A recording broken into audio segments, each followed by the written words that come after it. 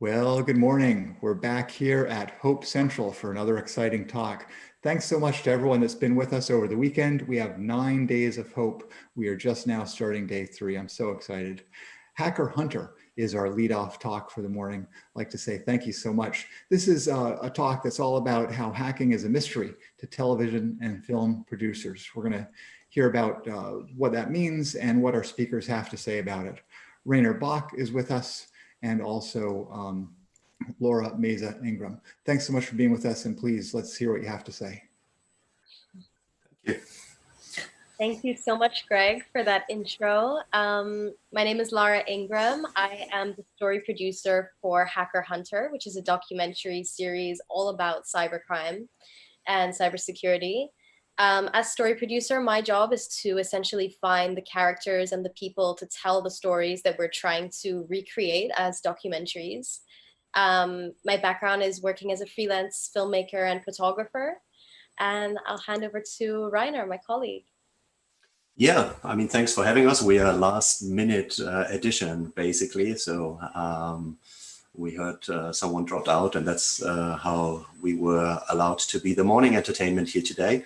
I'm executive producer of the HackerHunter series, and I'm actually working at Kaspersky in the marketing. So HackerHunter is, in the end, produced by Tomorrow Unlocked, which is a production house that is owned by Kaspersky. And I've been in PR in cybersecurity for a long time, so not doing anything relevant in research, but trying to get it out there to the public.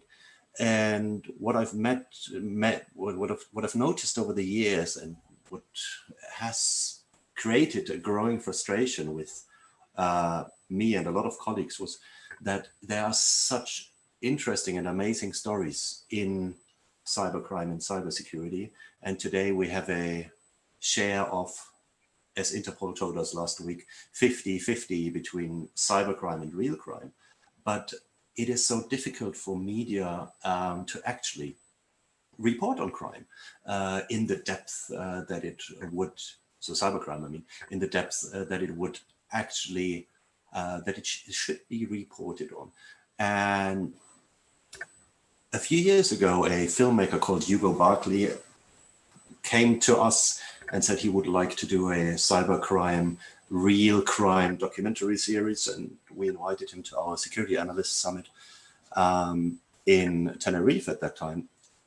And this is how HackerHunter started, because he joined that that conference and was filming loads of interviews, hours of interview material, and we stayed in touch after that, and 2 years later, I think it was, we met for coffee in London, and he told me that, well, he's still trying to get that series sold, but commissioners that he's speaking to simply are not interested because they don't understand what it's about. They think it's not relevant to their audiences. They think it's not visual enough and such things.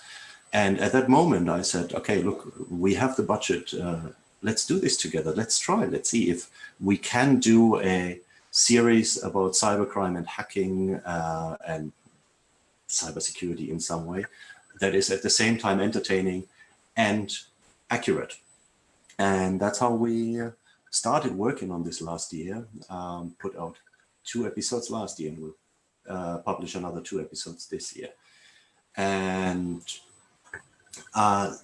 well, if you look at hacking in Hollywood, in movies in general, it's often a painful experience, isn't it? You see totally unrealistic depictions of hacking, totally over-the-top mega hacking, where someone would hack into the, I don't know, Bank of England within a second, or where they would be using super mega amazing tools that look super crazy on screen, but actually have no actual meaning. And I know that it frustrates many people. It did frustrate us too, and it's something we did not want to do. But then on the other hand, well, hacking is a bit of a, don't want to say anything wrong here, rather boring, time-consuming task from a filmmaking perspective. It's not mega screen friendly, and when I speak to our own researchers, And I would ask them, okay, how do we visualize that? What did you do to find this? They would say, well, I was sitting in front of a screen for 18 hours in a row and went for a cigarette from time to time. So that obviously is not amazing film material, but it is the reality. And so what we tried to do in this series was, well, be at the same time realistic and entertaining. And yeah, Lara will give you a few examples of how we approach this, what we're trying to do there. Yes.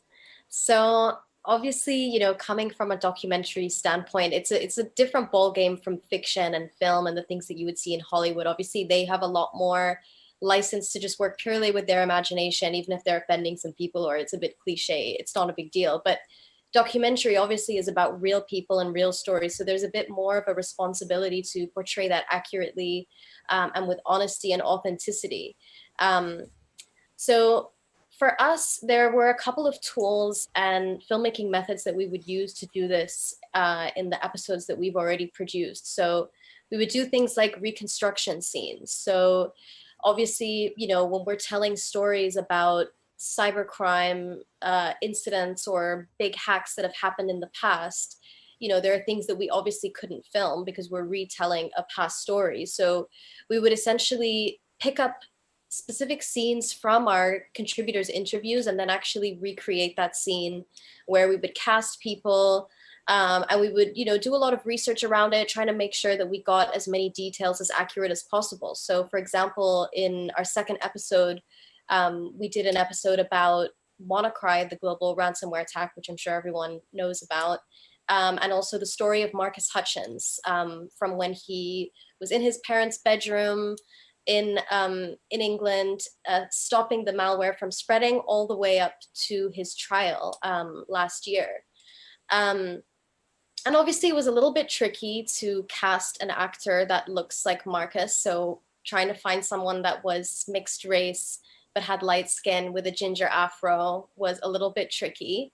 But we managed to find a way around it. And yeah, essentially, I mean, you can see on these slides here, we did a reconstruction scene of this interrogation that happened when Marcus was leaving Vegas from a hacker conference. He was in the airport heading back to the UK.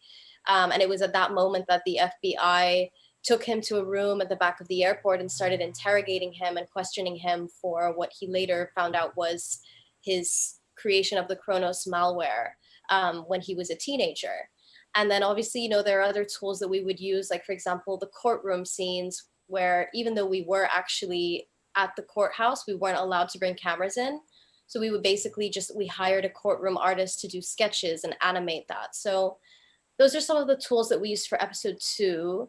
Another thing that we would do is we would use visual motifs and essentially pick out like a theme or a motif that was quite prominent in the story.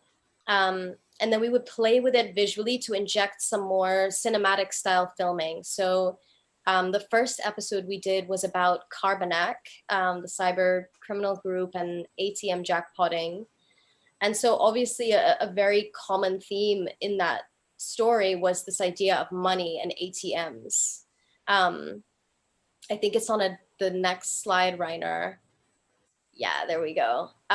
So we managed to hire out an ATM that was actually a working ATM from a prop house in London. And essentially we hired out a black box studio.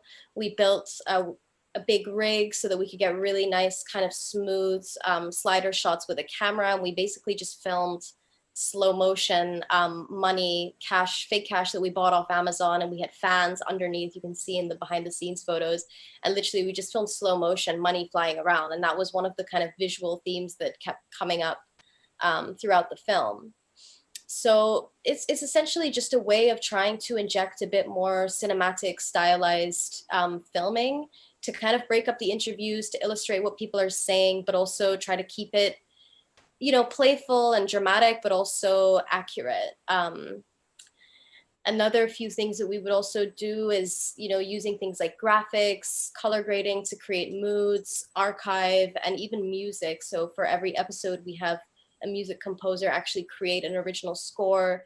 And through there, we've been able to really create something that's still very cinematic, but also very real. I'm gonna hand over to Reiner to talk about historical. What also is always helpful is if we don't have to talk about hacking too much when we're talking about hacking, right? I think it's one of these approaches where people think, okay, this is about cybercrime. We have to show a hacker doing something, but sometimes it's much more interesting to actually show the historical context. If you look at Carbonac, for example, that episode, that was our first episode, we strongly focused on Barnaby check and looking at ATM check potting. And we were quite lucky to find number one historical photography of him and presentations at hacker conferences like this one that would then help actually tell the story in a very realistic way, because we had him retrospectively basically demonstrating how this technology works. And for sure, this is gold for filmmakers in that case, because it helps us to be, number one, 100% realistic, and secondly, give a historical context. We're currently filming an episode about the Olympic destroyer attack on the Winter Olympics in Pyeongchang in 2018. And that again gives a very, very rich historical setting with lots of news footage around. And I have the feeling that we would be able to film that film nearly without any scenes of hacking, which for sure is very helpful in a way, because the danger is always there that when you try to shoot hacking in an entertaining way, you are overdoing it a bit. And we have to admit that even we are not necessarily always aware that we are maybe going a bit too far. Lara, back to you. So that's definitely one thing that we're always trying to keep in mind when we're making these films, is the idea of just trying to avoid stereotypes of hackers. And, you know, we know that there are so many. One of the most common ones is like this teenage boy, like in a basement in his parents' house, wearing a black hoodie, and or just like hooded figures in general, hoodies, like anonymous, things like that. And so, you know, in certain points of the series, we've tried to actually call out those stereotypes, and we've tried to create something new and challenge them in a way. So in one of the reconstruction scenes, for example, in our first episode on Carbonac, you know, one of our contributors is talking about how Carbonac is like a full-blown operation. It's a big network of people. And so as part of that reconstruction scene, we had a guy that was smartly dressed in a suit. We had him kind of under the spotlight, sitting at this like big throne-like chair on a big desk. And that was like a little bit playful. It was a little bit exaggerated maybe, but we wanted to just give this idea that, you know, hacking, although there are a lot of amateur hackers out there, obviously the people that we were kind of talking about with regards to Carbonac were really like big players. It's like a multi-million-dollar kind of network that they're running, and they really are working as business professionals. Another stereotype that we've also been trying to challenge a little bit is the idea that hackers are always men. So in our third episode, which is still in production, we're actually shooting a reconstruction scene with a hacker, but we've actually cast a woman to play the hacker. So, you know, we might not always get it right. We might still have things in the episodes that are a bit like eye roll or, you know, a bit cliche, but it's definitely important for us as filmmakers to make sure that we have off the record conversations with hackers. You know, even if that doesn't lead to an interview, we would still have those conversations with them to even just run things by them and say, you know, if we shot a scene of, you know, XYZ, would this be something that you can imagine as being real in your world, or is that a bit too far? You know, just running things by them, seeing is this an accurate portrayal, or does it just make you roll your eyes and think, oh, it's such a cliche? And, you know, obviously the whole point of documentary filmmaking is that you are able to go deeper into a subject. You have the time to explore things beyond these sensationalist news headlines. So it's something that we really value and something that we're very grateful for, actually, as part of our tasks. So yeah, over to you, Reiner. Yeah, we also, as I said before, I mean, we don't have to picture hacking scenes a lot to talk about cybercrime. So obviously we are looking very much at people, at personal experience. Also extremely important for us, and well, what makes them best for our films are personal stories that we can tell. And we have that one story or that one scene in the first film where one of our contributors actually told us the story how they were called into a bank that was attacked by Carbonite. And they were sitting there and they knew, well, they had a feeling, they had a hunch, let's say, that someone was watching them. So they were sitting at a computer in that branch. They were sure that the computer was infected. And so what they did was they just typed in hello in Russian, because it was in the Ukraine, I think, in an open Word document. And they waited a bit. And a few seconds later, someone typed hello back. And like that, they obviously had made contact. And this is very obviously, as you can see on this screen, not complicated hacking. Nevertheless, it is the kind of story that makes for a beautiful film reconstruction scene where we can say, okay, this has actually happened. Best thing about it is people out there understand it. It is quite easy to imagine for someone that they are now sitting in front of a computer. Someone has hacked their computer in some way and would be typing something. It's maybe even a scene that we would have seen in older movies about hacking, but still, this is realistic, this happens. So this is something that we are absolutely happy to take in then. And when we started this whole thing, we didn't know, would we get these kind of stories? Would someone tell us a story about how they were sitting in front of a screen and in some way communicating with an attacker directly or something like that? It's difficult. Access is always an issue for documentary filmmaking. And as we are a corporate production house, as I said in the beginning, I'm working for Kaspersky, really the main question we asked ourselves at the very beginning was, why would anyone want to speak to us if we do these films? I mean, we have a serious mission. We really want to make good films. We don't want to do any marketing bullshit here, but how do we convince people that this is actually the case and that they are not somehow part of an ad campaign or something? How would we get someone from a direct competitor like FireEye to participate in our film, because they are crucial for the story, but would they speak to us, and why and how? And with other contributors, the question was, if they hear that there's a big international company behind this film, would they ask for money that they wouldn't with a normal documentary? That would have led to issues because we don't have any more budgets than a normal documentary. And these were all these were all concerns I had at the beginning, really big concerns. And luckily they panned out these concerns they were useless, you could say, because we had amazing people like Lara who would have taken care of getting access, and she will tell you a bit more how in these, how long has it been now, 1.5 years that we've been working on this series, we've been able to get access, and how actually happy we are about that.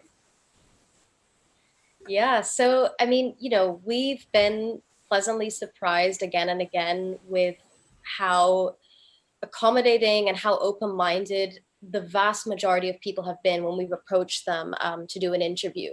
Obviously there were certain like organizations or cases that were tricky, and we kind of anticipated that from the beginning. But you know, I think we've always been pretty blown away, especially myself. I don't come from a cybersecurity background at all. I come from a film background, and I've just always been interested in cyber and technology and these kinds of stories.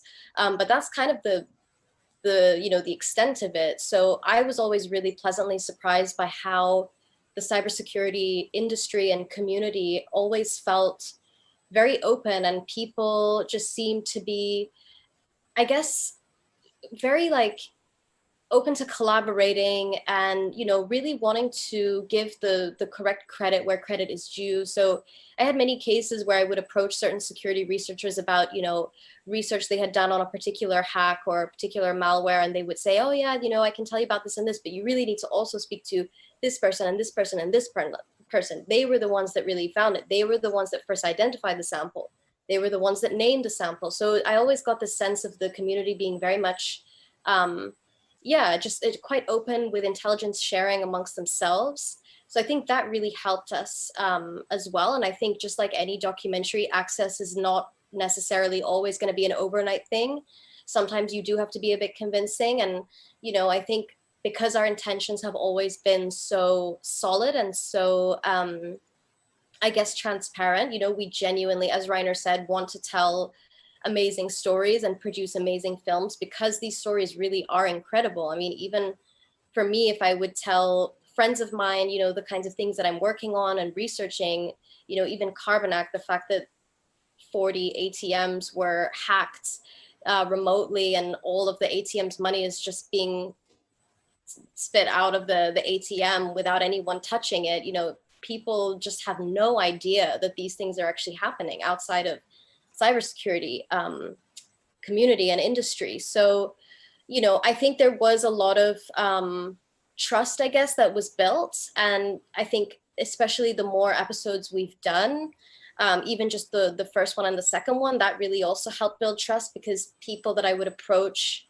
and show these episodes, they would be able to immediately see how diverse our contributors are. So we would have security researchers from Kaspersky, but also from FireEye and Cisco Talos, and it would be, you know, such a wide mix. So people would immediately be able to tell that, okay, we actually are trying to make really good documentaries. We're not trying to, you know, promote any one company over another or create any kind of ad. It is literally just about telling these stories and giving them a platform because they are so interesting and important. You know, but we did have a couple of issues. So I guess sort of more on the side of people who, surprise, surprise, do not want to admit that they've been hacked, especially when it's a big organization. For example, when we did the Wannacry episode, because we were based in the UK, a large focus of that story was on the NHS, the National Health Service in the UK, where, you know, huge parts of the NHS, hospitals, emergency services were all completely shut down because of the ransomware attack. And during the research phase and outreach, I contacted about 40 hospital trusts, and not one single one of them agreed to be interviewed. They were just absolutely no way. And even when we tried to explain, look, we're trying to focus on the lessons and we're trying to, you know, make these stories so that people can learn from these mistakes, there's just so much resistance, and it's understandable. But there are ways around it. So in the end, I found a doctor who was actually in the middle of heart surgery at one of the hospitals that was affected by Wannacry. So he was there, he was able to give a firsthand experience, but he actually is not a full-time NHS staff worker. And he kind of works on attachments in hospitals between Israel and the UK. So that was kind of our way in. So there are always ways around it, but it is really difficult in some cases where obviously people don't want to admit that they've been hacked. They don't want to admit that their security systems are terrible. But yeah, it's always a challenge, but we've always found ways around it. So it's been really exciting. We had a question from the audience here that Greg forwarded to us. Do you think that law enforcement have realistic understanding of hackers, or are they subject to the same glamorization that is so often misportrayed in media? I think both. I think there are definitely people in law enforcement that have a very, very good understanding of what's going on. If we look at a number of people we interviewed, a number of police and law enforcement that we interviewed, it was a very, very good understanding of what was happening and what was realistic. And if we, the best access to law enforcement we had was actually in Taiwan for the Carbonac episode. My feeling was that these people knew very, very well what they were doing there. But then, I mean, not everybody is working in cybercrime units. So I assume there must be a very, very big portion of law enforcement that really only know about their about hacking, well, what they've seen in films. And so for them, most likely, yes, it would be like that. Another example is the judge that was judging Marcus Hutchins. He, if you read or listen to what he said in the end, had a very clear understanding of that Marcus obviously did something extremely useful for the society, while he also did something that was not very extremely useful, actually bad. But then he had enough understanding of the topic to say, okay, we can weigh this up in a certain way and can say this is, he's done so much positive that we should not send him longer into prison. And so I think there's not a clear answer to that, but we have a few examples where we have the feeling that that it works for many people in the law enforcement to understand what's going on. Yeah, let's take that other question before we jump into the rest of our presentation. Have you ever tried to represent a hacker space, hacker community outside of criminal context in media? How would you approach that? Actually, we currently, in a way, are. So there's the CV19 volunteer group that is currently helping hospitals and medical institutions of any kind to be safe in the COVID-19 crisis. There's obviously no criminal context to that at all, but we're filming about that currently. It still has a security aspect and a certain crime aspect to itself, just because of the fact that, well, hospitals are being attacked, but the people that we're focusing on are not criminals. They are not involved in anything criminal, and it's a purely, yeah, their mission is to help in this crisis. I don't think it's much different from depicting or telling a story about cybercrime, really, because again, it's human stories, it's interesting people that we've met there. And maybe building the story arc is a bit more difficult because you don't have the criminal act at the beginning that you could use and that would build suspense. But from a getting access and building a story perspective, Lara is nodding, so I assume I'm not saying anything stupid. It seems to be more or less the same to me. Yeah. If you have more questions, keep them coming. We will just jump in whenever we have a bit of time. We just quickly wanted to give a quick overview also of which films we've made, which films are coming up. So we've produced 2 films last year. One was called HackerHunter Cashing In. It was about Carbonac. And, well, I don't think I have to explain to anyone here what Carbonac is, but when I heard of Carbonac for the first time, it was really total Hollywood material, people hacking into banks, spitting out of money out of ATMs, sending money mules to pick it up. And it was also surreal and honestly also quite innovative, I found. That I thought this is absolute perfect film material. And I still hope someone will write a wonderful script about that, and it will make a wonderful Hollywood movie one day. But for us, for a documentary, for sure, this was super interesting material also because it's so visual, right? Someone walking to a cash machine that is simply giving him or her oil money, which is super interesting. But the question there really was who would give us an inside story, because it's not a secret that banks are not talking about such things usually. would we get someone like Dennis Katana, the supposed mastermind, to talk to us and such things? So that was very unclear at the beginning. Lara was heavily involved in that, so she can tell us a bit more about how we got access there. Absolutely. So yeah, obviously with Carbonac, I mean, immediately it's an incredible story. It's wild. I mean, yeah, just all the things that you would want from a film. But then obviously, how do you actually create a visual narrative that can, you know, hold audiences in and really do the story justice? So a big thing, I guess, for documentaries, what's really helpful in doing that is actually to locate this big thing like Carbonac. You have to really locate it into a specific time and place. So obviously we did our research with Carbonac. You know, they made approximately up to $1 billion over a few years, stealing money from multiple banks across multiple countries. And then we came across the Taiwan story. So in 2016, about 40 banks, 40 ATMs across Taipei City were hacked remotely, and 22 money mules were sent in to collect the cash.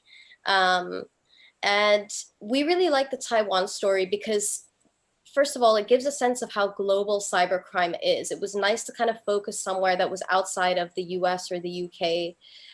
We liked having contributors speaking in different languages, you know, for the same reasons. And essentially, we focused on this Carbonac hack of First Bank, where about $6 million disappeared from those ATMs across Taipei.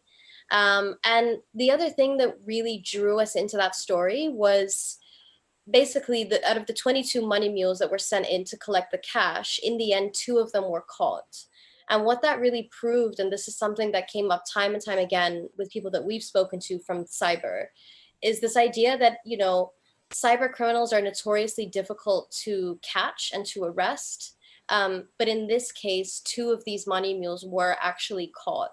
And, you know, this was obviously one of the rare moments that this has happened from such a crime of such a big scale. We were speaking to actually one contributor for another episode, and she was telling me how the only cyber criminals that the UK catches and arrests are 16-year-olds. So it goes to show how much of a big deal it was that these 2 money mules were actually caught. And the fact that the Taiwanese were able to do that made them very happy to participate in this documentary. This was like a huge source of pride for them, to the point where in the end, there was actually a bit of competition between 2 of the main government ministries that we were dealing with that were involved with, you know, all of the detective work and the tracking down and the arrests of these money mules. So it was like the Criminal Investigation Bureau in Taipei and the Taiwanese Ministry of Justice. So they were actually, what we later found out, were kind of trying to tell us to only really focus on their team as opposed to the other. So for documentary filmmakers to have 2 big players actually fighting for interviews with us, that's like a dream. So in the end, we had amazing access with the Taiwanese, both sides of the Taiwanese law enforcement. They actually ended up giving us like over 50 gigabytes of like straight up footage from the police cameras when they did the raids and found suitcases just packed with cash in these money mules hotel rooms that the police were actually wearing on their vests as they raided the room. So, I mean, it was just absolute gold for us. And, you know, it's one of those things in filmmaking where sometimes you just get really lucky. And in this case, it was just about tapping into the fact that they would have been really happy to be involved because they caught someone.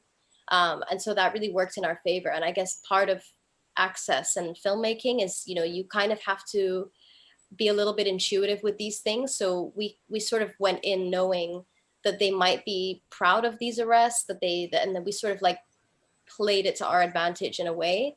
But then we also told a story that really did them justice, that really highlighted all of their incredible work, because it is really difficult to do what they did.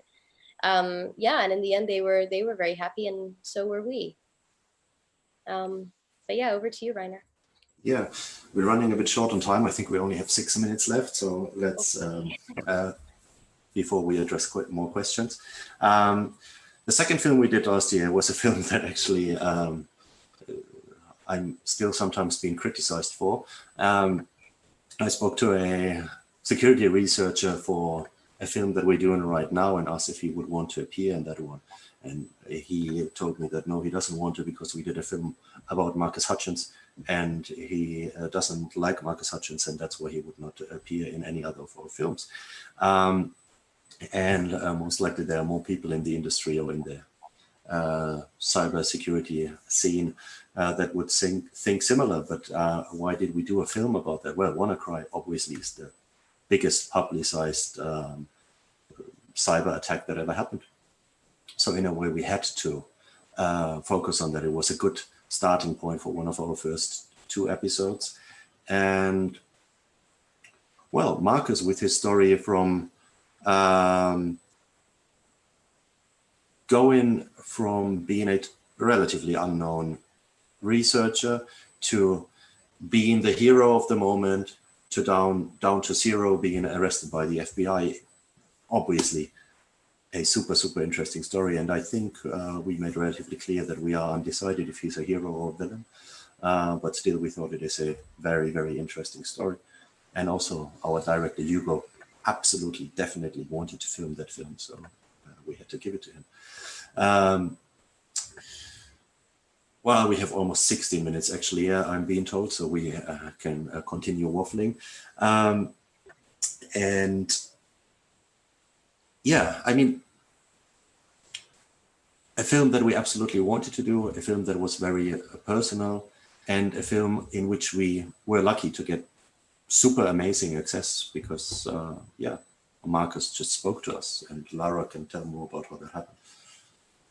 Yeah, so it's funny because initially when we were talking about Wannacry and Marcus Hutchins, and you know, I think when Hugo first decided he wanted to do this, we still didn't have all of the information. We didn't know when his court hearing was, but as we started to have our meetings and our initial research, you know, we started getting court dates, and so we were like, okay, we need to really move with the story.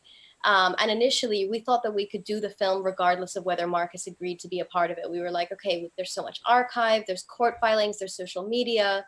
But in the end, you know, thank God that he did agree to it, because I think there's no way that we could have done it without him. If you watch the piece, you'll see that it is very much character driven. It's a lot more of a human story. You know, the Carbonac episode was a lot more about an event, and because we had the access with the law enforcement and the archive, that was sort of the energy that really pushed the film forward. But with the Wannacry piece, it was really character driven. And it turned out, you know, the fact that we were at the time a startup tech content platform with already strong links to the cybersecurity community, this was actually a huge plus for Marcus. He kind of liked that we were, like, at the time a bit more low key, and we already knew what, you know, what was what in cyber, with obviously the links to Kaspersky and Tomorrow Unlocked. Apparently his lawyers had been pressuring him to do, you know, big exclusive interviews with CBS News, but that wasn't what he wanted. So yeah, we filmed with him over a few months. We followed his trial. We were there at his final court hearing. You know, and obviously for us, it was very interesting to follow the story and how divisive he was as a character. And I think, sure, like, some people might say, oh, but you're giving this guy a platform and he did something really wrong when he was 17, you know. But I guess from a documentary point of view, the fact that, you know, he did make up for it in a way, you know, he really did do a lot of great work. He stopped Wannacry from spreading. So there was a sense that he had kind of on his own terms changed direction. But I think even still, it's important for documentaries to promote or provoke debates and conversations and start dialogues. And I think, Reiner, correct me if I'm wrong, but I think that episode was one of the most engaging episodes. There was a lot of engagement, a lot of comments, a lot of people started discussing and debating around that. And that for us is also a really important reason to tell stories like this, to start those conversations. It indeed was. I think we got a number of hate clicks and a number of like clicks, but we got, yeah, this episode was actually watched quite a lot. What happened then this year when we started producing episode 3 and 4 was that suddenly COVID hit the world, and somehow it changed everything, right? We didn't really always, we weren't sure if we could produce or not. We've seen lots of film productions being moved back, and we decided not to move back, but we decided we would want to try to nevertheless do it.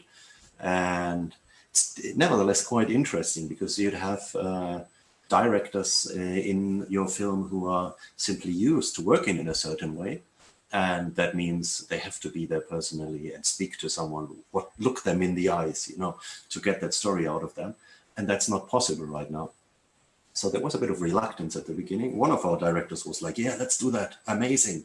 Let's try something new. And the other one was, maybe still is like, yeah, but I want to be there. So we needed a bit of technical creativity. You see on the slide that, well, obviously there was lots of video conferencing happening, and we had contributors coming with 6 shirts into the office, having themselves photographed, so we could choose which shirt would be the best for the shoot and such things, which was really quite nice. And on this next slide, you see how we somehow taped a phone to the camera, so our director could be there and do the interview as if she would be in the room. Also, she wasn't. So yeah, it was time for creativity, and in a way, I think we've turned that challenge into an opportunity also, because for the films that we're doing, 2 films about the COVID cybersecurity situation right now, and these 2 films are shot under COVID circumstances, are about the COVID situations, and they will get a look, as you can see on these screens, that represents a bit or demonstrates how the situation was, with lots of video conferencing and stuff like that. So it was quite interesting. Also, this film was a super interesting experience in terms of how much access Lara got from people and support. Yeah, I was actually really surprised. So for this episode, it's still in production. It's, as Reiner mentioned, it's all about cyber attacks against healthcare institutions, hospitals, the World Health Organization, all of that, you know, obviously it's seen a massive spike since the pandemic. But I was actually really pleasantly surprised with how cooperative and welcoming people have been. So I think out of all the episodes so far, this one is probably our best in terms of access, in the sense that pretty much every single person that we wanted to interview, apart from one, said yes to being interviewed, and, you know, in many cases invited us into their homes. Well, invited the local cameraman into their home. So we have obviously been following quite strict protocols in line with, you know, safety and hygiene regulations. So we've had to hire remote cameramen or women, trying to keep the crews as minimal as possible. And then as you saw, and as Reiner explained, our directors would be conducting the interview remotely. But yeah, nevertheless, you know, we've been let into people's homes and offices that are closed for months. They've made arrangements to have them reopen and have us film in there. So it's been absolutely amazing. And I think, you know, maybe there is a sense right now that people are obviously going through the story as we are telling it. So there might be that sense of urgency, or that sense of really wanting to kind of contribute in some way to telling these stories that are quite informative, and spreading awareness on how, you know, cybercrime is definitely not going away. It's only increasing, and, you know, attackers see things like pandemics as opportunities, and that we have to kind of be aware of this. So yeah, that was actually really, really positive for us, and we're super excited to release that episode. The second episode that we're currently working on is actually about an old story. So it's about Olympic destroyer, the cyber attack, the Wiper, that was launched on the Pyeongchang Winter Games in 2018. And that's definitely presented its own kind of set of issues. So, you know, obviously pandemic, same situation, only hiring local crews. But also the fact that we're trying to tell a winter story and like film about Winter Olympics in the middle of summer. So that's also been a little bit tricky, but, you know, we're currently trying to source like an ice hockey stadium that we can film recon scenes in. But I think filming in a pandemic is definitely taught us to just be more creative, as cliche as that may sound. It actually has been so full of lessons, and I think everyone's really taken something different out of it. So yeah, I'm just really grateful, obviously, that we even have these projects to work on right now. And yeah, obviously doing our best to really tell these stories to the best of our abilities. Yeah. We have 5 more minutes. We have 2 questions currently in this chat, which I would like to address. Let's start with the last one. It's obviously interesting to focus on the action of a real hack. To what extent can you make the long time of quiet learning, programming, etc. just as interesting? In other words, those thousands of hours we sit in front of our keyboards alone, and the education, bullying, and other earlier life factors that lead to that big hack. Well, I think it could be a super, what you just wrote in here could be a super interesting story if it's a story about one person, and we'd be following the development of how did someone end up being who they are today. That would obviously make a very good film. Would we really be able to visualize thousands of hours of coding in front of a TV as a real visualization? I don't think so, because, well, we could do a super mega monster time lapse that would show how you're changing from a little kid to a grown-up man sitting in front of the computer most of the time. But would that be super interesting? I'm not sure. The human story behind it, though, would be absolutely, absolutely mega interesting. And yeah, I think it's a story that someone could tell if we would have the right person and the right access there. We have 3 minutes left, so I kept this as a last question because I have no answer to it. Bruce Schneier mentioned in his session that the elites hack the system for their own benefit. Have you thought about that topic? It sounds like an amazing topic. And it definitely sounds like something a film should be made about. I haven't seen his presentations though, so obviously we'd have to have a look at that later on. We're currently not so much looking at the political dimensions of hacking, but rather at criminal cases. I would say maybe because it's easier to make a film about it, and we're just in our 4th film right now. But I would see that as an interesting option if we look at the socio-political effects that hacking has, and that maybe also the fact has that nation states are increasingly getting involved in hacking, or maybe even setting the trends in hacking these days. Yeah, that could be a highly interesting topic to discuss about. And everything that is an interesting topic to discuss is a good topic for film.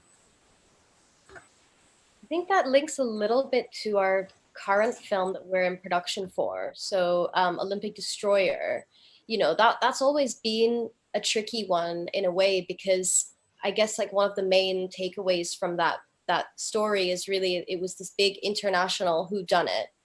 And obviously, you know, we know that attribution in cyber is such well, it's basically impossible. You know, and we know that, you know, there are several cybersecurity firms out there that just as a matter of policy, they just don't attribute, and that's just kind of not their job. They just focus more on the technical aspects, and it's sort of up to law enforcement to do that attribution. And I think in this case, we decided to sort of stay along those lines, and we decided to actually focus on why attribution is so difficult, rather than kind of trying to point the blame or sort of uncover or reveal who was behind Olympic Destroyer. You know, and I guess like throughout the film, we are sort of alluding to it. We're sort of, you know, we used Olympic Destroyer and that attack on the opening ceremony as kind of the opening scene. But we really use that as more of a springboard to launch into this wider issue of attribution and cyber, and why it's not black and white. And we kind of, throughout the film, you'll see when it comes out, if you have a chance to look at it, it essentially takes you through who the usual suspects are, and what the false flags were about, and why certain people might have had motivations to put the blame on North Korea, for example. But I think it's always like a case by case basis. Like with this particular film, that felt like the right thing to do. But I'm sure there are obviously so many other stories out there, and that might be a little tricky, but open, I guess. Yeah, apparently So, we're almost at time. yeah. So we were told to wrap up. So Okay, thanks cool. for listening to us, and back to Greg.